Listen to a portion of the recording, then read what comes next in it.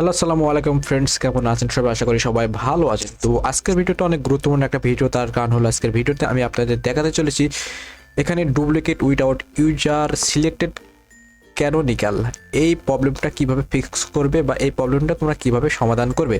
তো এখানে দেখাই দিই, আপনারা যদি চলে আসেন আপনাদের গুগল সার্চ কনসোলে আপনার ওয়েবসাইটের, তো আপনাদের ওয়েবসাইটে ঢুকলে এখানে দেখতে পাবেন যে গুগল পেজ আছে। পেজের এখানে যদি আসেন অনেকগুলো আপনারা ইরর দেখতে পারবেন, অনেকগুলো সমস্যা এখানে আপনারা দেখতে পারবেন। তো এর ভিতরে সবচেয়ে যে সমস্যাটা আমার বেশি হয়েছে দেখতে পাচ্ছেন এখানে duplicate without user selected canonical. তো এইটা যদি আমি ঢুকি তাহলে এখানে দেখতে পাচ্ছেন duplicate without user selected canonical.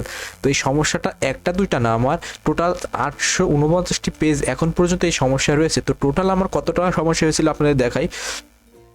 এই যে এখানে যদি আপনারা দেখতে পারেন 892টা কিন্তু আমার এই সমস্যা হয়েছিল। তো আমি এটা ফিক্স করছি, আস্তে আস্তে আমার কমছে।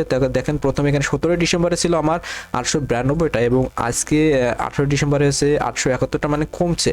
মানে আমি ফিক্স করছি এই জন্য কমছে। তারপর 19 ডিসেম্বরে একই, আস্তে আস্তে কমতে কমতে এখানে দেখতে পাচ্ছেন আপনারা আমার এটা 849 এসে দাঁড়িয়েছে। ঠিক আছে, এটা আমি ফিক্স করছি, এটা সমস্যার সমাধান হবে। তো কিভাবে করবেন সেটা এখন আপনাদের দেখাবো। তো এখানে যদি আপনারা লক্ষ্য করেন তো এখানে আপনারা দেখতে পারবেন যে এই যে আপনাদের ইউআরএলটা, ঠিক আছে, এই ইউআরএলটা কিন্তু এখানে আপনারা যদি লক্ষ্য করেন তো এই ইউআরএলটা আপনারা এখান থেকে যদি ইন্সপেক্ট করেন, এই সার্চের পাশে ক্লিক করেন, ঠিক আছে। তো দেখি আমরা এটা গুগলে ইন্ডেক্স আছে কিনা। দেখেন এখানে কিন্তু আমার এটা গুগলে ইন্ডেক্স নেই, এখানে কিন্তু এই পেজটা আমার গুগলে ইন্ডেক্স নেই। তো এটা হচ্ছে কি মোবাইলের জন্য এই ইউআরএলটা। তো এখান থেকে যদি আমরা এই যে এইচটিএমএল থেকে যদি আমরা প্রথম টুকরা কপি করি, ঠিক আছে, কপি করে আবার যদি এটা আমরা ইন্সপেক্ট করি তাহলে এখানে দেখুন আপনারা এটা কিন্তু অটোমেটিক্যালি গুগলে দেখাবে। দেখুন এটা কিন্তু আমার গুগলে দেখাবে, দাঁড়ান ওয়েট করেন, এখন চলে আসবে। তো এই দেখুন এটা কিন্তু গুগলে দেখাচ্ছে, বাট আমি এইচটিএমএল পরে যে m.m=1 রয়েছে এটা যদি নিই তাহলে কিন্তু আমার গুগলে দেখাচ্ছে না।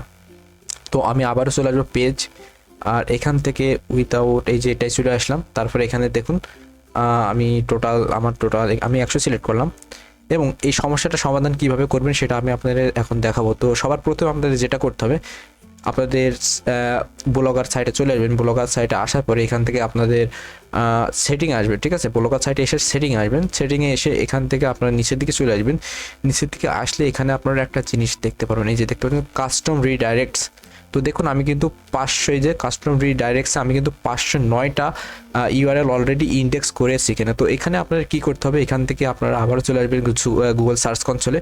তো যেহেতু আমি 500টা করেছি ইন্ডেক্স, তো 500টা এখানে 100, 200, 300, 400, 500, এই যে এখান থেকে এবার আমি যে কোনো একটা আপনারা কিন্তু প্রথম থেকে করবেন। আমি যেহেতু 500 ইন্ডেক্স করেছি অলরেডি, এই জন্য আমি কিন্তু ওখান থেকে নিলাম না। তো এখান থেকে আপনারা এই যে এখান থেকে শুরু করে আপনাদের সাইটের .com-এর পরে যে স্ল্যাশটা রয়েছে বা আপনাদের ডোমেনের পরে যেই ইয়েটা রয়েছে এখান থেকে আপনারা এটা কপি করবেন। কপি করার পরে এখানে চলে আসবেন, আর এই যে কাস্টম রিডাইরেক্টস আবারও দেখিয়ে দিই, আপনারা চলে আসবেন সেটিংয়ে।